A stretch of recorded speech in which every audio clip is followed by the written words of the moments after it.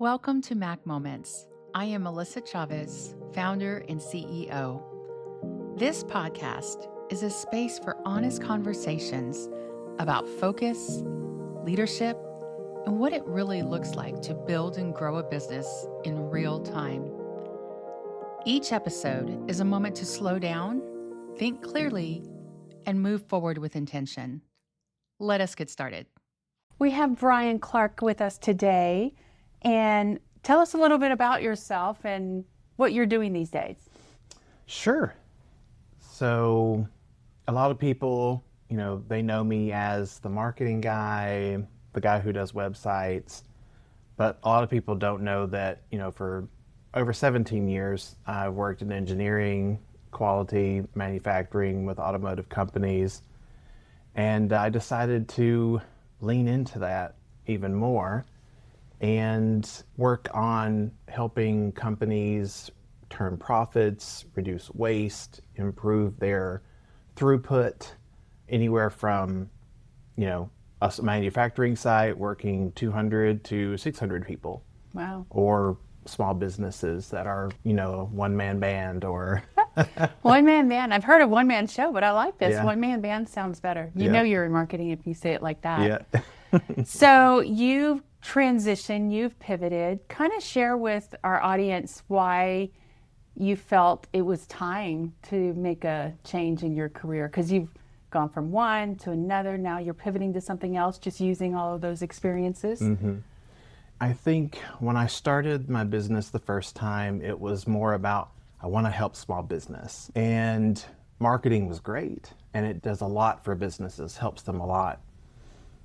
I had a little bit, I guess, of like self-reflection on, I feel like a lot of people do marketing, Mm-hmm. right? But do they And- do it well? Yeah, that's true. That's true. I felt like maybe, in this area, things were just kind of saturated with that. I thought, well, why am I only using a part of myself or a part of my experience to help business? Why not use everything I have learned? Because when I built my business, I used my experience and my knowledge and some of the tools and tactics that I had learned in manufacturing and engineering quality to work on my business. And I said, I see the same things with small businesses, with manufacturers. Why not take all of that experience and just use all of myself to help business even more? Mm-hmm. Why isolate myself to the marketing only whenever I could help business owners, help manufacturers build something that would actually turn profits, increase throughput, increase their work, and help them scale and grow in a way that keeps them stable and doesn't create a bunch of chaos. Yeah. Growing a business is extremely exciting, challenging, fun, lonely, depressing, overwhelming. Again, exciting, all at the same time. And what are some things that you're experiencing as you're approaching businesses now? What are some of the common issues that they're having? I would say the ones that are struggling right now, especially in a growth period, understanding how to scale well, adding in stuff at the right period as they're growing, because as they continue to grow, their problems start to exacerbate, highlight. And, one of the things that I always, talk with business owners is, do you have something documented? And do you have an SOP or a standard operating procedure? Do you have a process documented somewhere? I said, it doesn't have to be, a big, beautiful template. It just needs to be something. Well, if you're in marketing, it does. I'm just saying. That's true. Yeah, standard operating procedures is something that I started early in my business. I think because of my experience in corporate, I understood the importance of having the process documented, because going in, I was not going to be doing everything by myself. Yeah. And so let's look at that. Do you help clients with developing standard operating procedures? Do you help just give them a template? How does it work from your perspective? I have provided templates. The biggest thing I find is in most business owners, especially as they're working, they know what they're supposed to be doing. And sometimes just working with them and helping them think through what they've already done is so powerful, because I can say, well, walk me through how you do this. Oh, well, I do this. And I said, great. Write it You have down. your SOP, write it down. Exactly. And then put it in a pretty template. Yes. So having some processes in place is definitely essential. What about companies that maybe they lost a really large client? And one of the things I knew going in was those large clients are great, but you're not able to depend on them, and you shouldn't have them as 80% of your revenue, because if you lose that client, they're gone, and that means your business could severely suffer. So do you have any tips or anything like that for people that are going after the big dogs? Yes. And this is so powerful, because even large manufacturers make the same mistake. And that's going after a big customer, making it 80% of your business, and then something happens at that customer and all of a sudden you don't have the revenue, you can't support payroll, all of those problems start coming through. And I always push them, like, whatever you're doing for your sales side, you should always be looking to diversify your customer base. And for small business owners, diversify your customer base. Look for customers and think about what, this goes back to marketing, right? Think about your products and your positioning and how you're putting those in front of your customers. And when you're building your ideal client profiles, build multiple, right? Not just one, build a few, so that you can tailor some of that information and be able to bring in those diversified, client bases. Oh, absolutely. And then it goes for marketing too. Obviously, we can't target to everybody, but if you know who your avatar is helpful just to have that written down somewhere. Everything documented is definitely a big thing. Manufacturing side, you have different expenses than somebody like in a promotional product company. Like, Sure. We don't buy product unless a client needs it. There's still cash flow. There's still those things you have to consider. But when you're working with clients that are in the manufacturing space, my assumption, I could be wrong, is that equipment can be pretty darn expensive. And that is money that is out until it's replenished. How do you guide people through that? So a lot of what, whenever you buy machinery for a particular project or whatever, that's usually you're looking for an ROI within, a couple of years after you purchase the product. If you're a corporate structure, you have a little bit of support from your corporate and helping you purchase those things. But if you're a business that's standalone, a manufacturer that's maybe, 100, 200 people, you've, probably had to take out a capital loan, some type of support. Sometimes you'll get credits from the state or whoever to kind of support that cost a little bit. But usually if you don't see that ROI within, a couple of years, because as you look at your cost accounting and your amortization of it over time, then you'll start to, be wondering, like, okay, now we got to start, we've already paid for the machine, now we got to start making profit. Mm-hmm. I would say the main thing is we try to look at the throughput, right? So the goal of any business boiled down is to make money, right? So if that is our goal, we have to be able to make that throughput all the way to the end. Any kind of materials, parts, products that you have coming through, the faster we get it out the door and to the customer, the better, right? Right. And we have to look at all of those gates in between and make sure that there are no pileup of material, there's no flows or bottlenecks, as we call them, as you're moving that through. In the manufacturing world, it's very different than it would be from, like you said, a promotional company, but looking at, where those bottlenecks are and then starting to, move that material through, doing problem solving, understanding why it's happening, understanding the cause and effects, understanding how you can resolve that through either, we call it an evaporating cloud, where you can say, oh, well, I have a conflict here. If I have this problem and I do this or this, they conflict with each other and I can't achieve my goal. The problem, though, is the reason that exists is because you have a wrong assumption. If you go and look at the two conflicts, you could say, oh, there really was no conflict. I just have to understand where the line is between those two conflicts and be able to work them together. Well, I guess definitely can see the engineer mind coming through on this. Yeah. And it's amazing. I think we're all gifted differently, and we have different talents that we've been blessed with, and how you're utilizing it now to pivot your own brand, your own messaging, and your own service that you're offering to clients. So how are you going about building this next phase of your company with intention?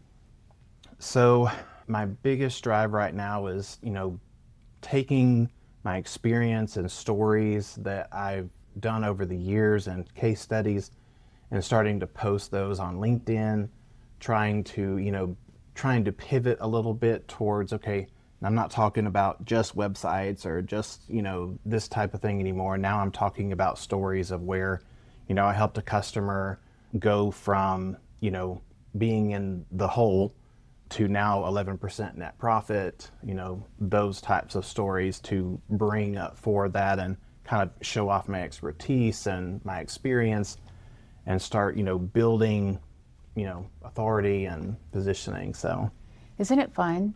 And I think as entrepreneurs, many of us have that shiny ball syndrome.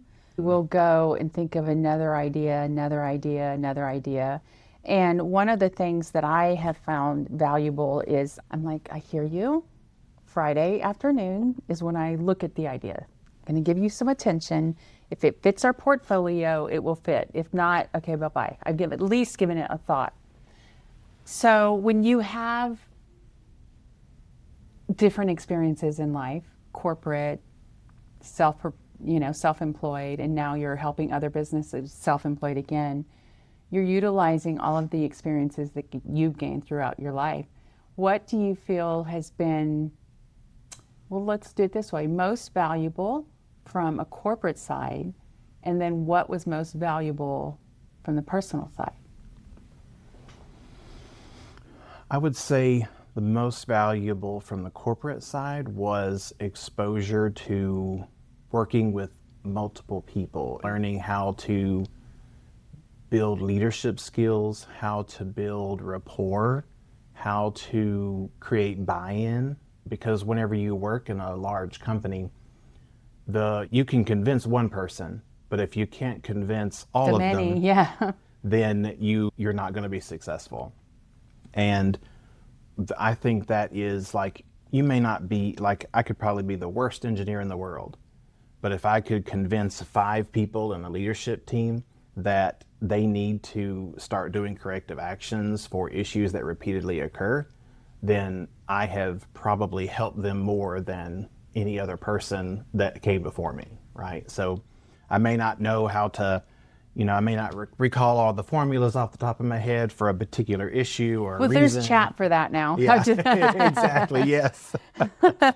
But if you can get people to buy in and convince people of these things have to happen in order for you to reach your goal and getting their buy-in, that is so powerful, because then you start to see the realization on all their faces and you see their buy-in, you see their excitement and working together. And it was a very valuable tool that I learned. That's awesome. And personal, in your self-employment world, what's been the most valuable experience or tool? Or I would say personally and in business, the most valuable thing has been, dealing with clients, because it kind of took me away from, feeling like I was, just the guy working in corporate, to now I'm like, I'm the service provider to a direct client.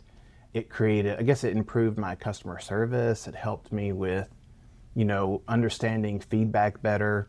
Yeah. Yeah. So in I mean, general. customer service is something that's really important to us in our industry, and we're not perfect. And, mistakes happen, and it's how you evolve from those that help make you stronger, help provide better service to your clients and things like that. And taking feedback, that's huge. So when you get a small business maybe that you're working with, and maybe they're frustrated because people aren't listening to them, they aren't hearing what they have to offer, what advice would you give them? I would say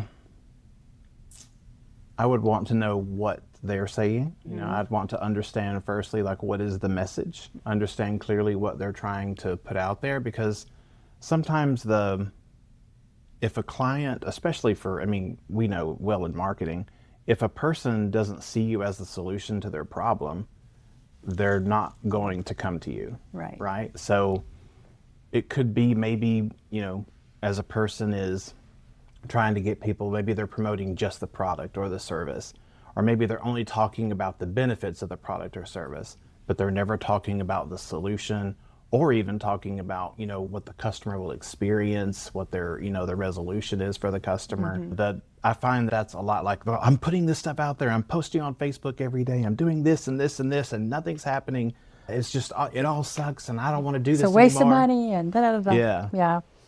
Well, and that's where educating our clients is really, it's just imperative. They know their skill set. They know, we'll say if they're an HVAC, they know how to fix my AC, and I do not. And that's why I hire you. Exactly. So knowing your lane and then utilizing experts outside, I think has been really, I know has been instrumental in my success, in the company's success. Bookkeeper, like, first person I hired, bookkeeper. I hate numbers. Yeah. Formulas, forget about it. You're right. If it's not in QuickBooks, it's like, I wouldn't know what to do with it. And that's just part of growing as well. And maturity, getting different experiences in your life and finding out where your skill sets are. So if you have a client that is such a whiz at making their widgets, but the absolute most challenged in customer service, what would you do to encourage them to either hire somebody, or would you send them to classes? What would you do with them? It's one of those things where you just kind of assess and say, are they teachable, or do I need to suggest someone to help them? Yes. Some customers that I've dealt with, they have that same issue where it was just like, I got a bad review, and you know what, I'm just going to get on there and just give them what for, like it was their fault and yada, yada, yada. And I'm like, listen, let's talk about this, Let's look at this, 3 months, 5 months, 5 years from now, and what the difference can be. And I think especially on a Google review or something on social media, a lot of people know that there are those folks out there that are going to be unhappy no matter what. But there are some valid ones that, I look at Google reviews when I'm going to a restaurant, when I'm traveling or anything. Absolutely. I always look to see if there's been a response too. Really? Even on good ones? Yeah. I look on good ones, but I look for the responses on negatives mostly, because I'm like, well, how did they react to that? Was it legitimate or not? Because usually when I see a lot of negative reviews but no responses, I'm like, so is it true? Is it not? I don't know. Yeah. But if I see a response on the negatives, I'm like, well, you know what? They're trying to make it right. So it usually, especially with restaurants, inconsistency is their number one, I guess, pain point. Enemy. Yeah. Because they could be great on customer service one night, great on the food quality one night, but then the next night it's different, and vice versa. Inconsistency is a big struggle for them. So it creates that noise in their reviews. So you can roll the dice and see what happens. Yes, I encourage my clients to always reply as well, and many don't want to. And obviously, we want them to take it offline. It could be be one of your SOPs where you just have a cookie cutter reply, let's take it offline type message and something. Please email us at such and such. Yes, give us a call. not my cell phone number. Right. But, so we could talk it through. So again, especially as you grow, mistakes are going to happen, and it's how you evolve and build from there. So you've worked a lot with the restaurant industry in your marketing world. What other challenges do they face? I mean, I started as a waitress, one of my very first jobs. I didn't realize the cost of food and the waste, and, people complain about pricing going up, and I'm thinking they have to have products sitting there whether or not it's going to sell, and it's perishable. So, and their profit margins are less than 10%. So do you find yourself now in a position where you're helping that industry as well with the scaling of their business because you know it so well? Well, I have tried. A lot of restaurant owners do not see the value having support in that way. They're, if I could find one that was willing to invest the time, energy, and really listen to the feedback and the support, it would be great. But so far, I've not found many who are willing to do that. To me, food in the restaurant is just like manufacturing. I have a process, people have to be trained, and I have to do it the same way every time because it has to be consistent, the quality has to be good. So regardless of, whether it's a widget or if it's a burger, it's all the same to me. Or a taco. Or a taco. Yeah. And whenever I tell them hey, whenever you walk into a restaurant, your front of house and how people are greeted is part of your experience. You need to have someone available right there. They need to be greeted, and they need to be greeted with a smile. They need to be welcomed. They need to be given a menu. They need to be seated. Everything from the experience of a customer from the time they walk into the door to the time they leave, that will determine, their experience and whether they come back or not. And whether they leave a good or bad review or Exactly. nothing at all. Absolutely. I think customer experience is just the most important thing. We want to provide quality products. We want you to have a good experience. And again, things happen. We try to rectify them. I want to know, when you talked earlier about having your different avatars, so you've worked with the restaurants, now you're working with manufacturing type companies. What's another avatar that's in your arsenal? I would say, we have, manufacturers in general would be one avatar, but I would think there are specific stages which manufacturers are and which different services of mine would be appropriate. So there may be the established manufacturer who has been in business for 25 years, but they're losing money. They have constant customer complaints.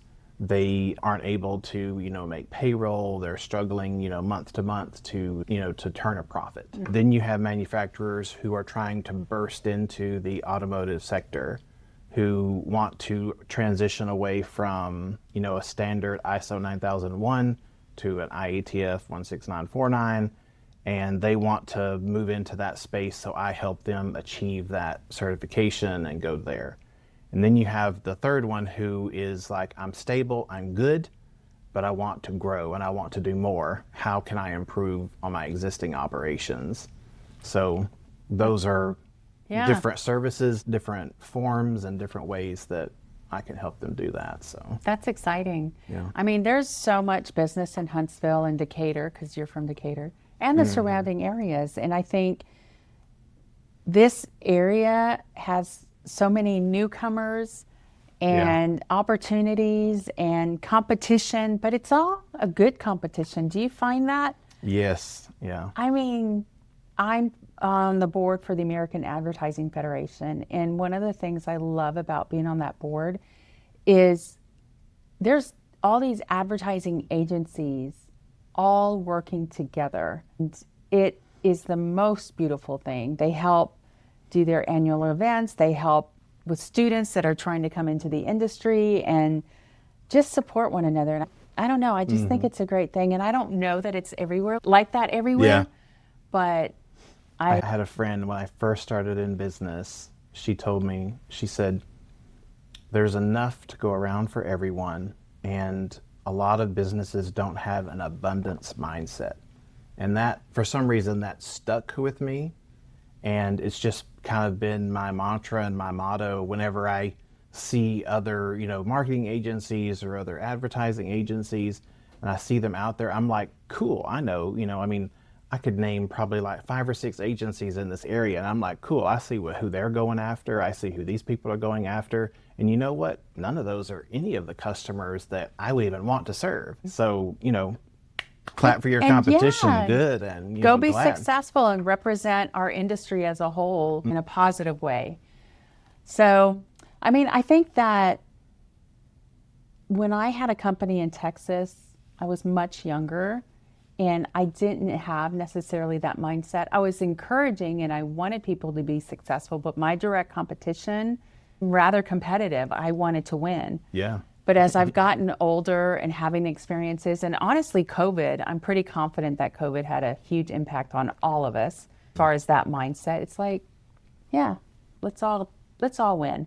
Yeah. We can all be winners. Maybe it was a season of when all the kids were getting trophies at every sporting event. You participated, you get a trophy. Yes. Still want the trophy. Exactly. You still want to win. But we can all go together in my private jet someday that Yes. I'll have. So it'll be good. So for our audience, share with us one last tidbit that they can take or learn from you on building their business with intention. I would say the biggest bit of advice or tidbit that I could provide is think clearly. And what I mean by that is look at, stop and evaluate and look at where your problems are coming from. And instead of making assumptions about what is happening with that process, go and look, evaluate, observe, understand. And then once you have that, then just clearly document out, okay, this happened, we're going to do this from now on, and this is how we're going to handle this. And that in itself is so powerful, because what you'll learn is anytime someone brings a problem to you and you say, oh yeah, I know what happened. Are you sure? Did you go and look? Did you read it? Did you see? And that it may seem so simple. It may, a lot of people are like, well, that's just too easy. Well, you'll see and understand, like, manufacturers turn profits of several $100 million a year from that simple rule. Just keep it simple, man. I think we try to overcomplicate things. Even in marketing, going back to old school some ways is just the way to do it. Period. Well, I appreciate you being here. Thank you so much. Thank you for having me. It was great. Thank you for spending this moment with me. If today's conversation resonated, I invite you to follow Mac Moments on your podcast platform so you do not miss future episodes. Growth does not happen all at once. It happens moment by moment. I appreciate you being here, and I look forward to our next conversation.